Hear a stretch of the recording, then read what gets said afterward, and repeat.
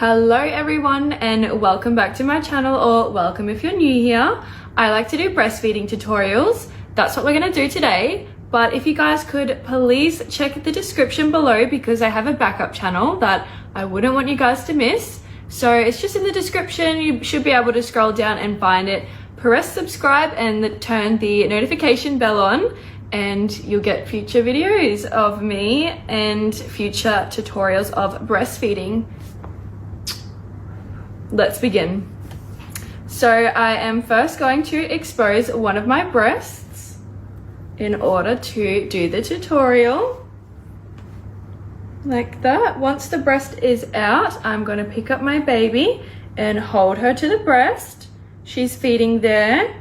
She's got her lips around my nipple and she is sucking quite hard. Once finished, I'm going to pop her down safely. She is quite full at the moment. Then I'm going to put my top back on as I would normally wear it.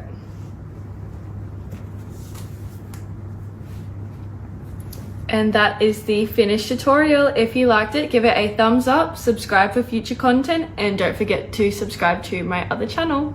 Bye.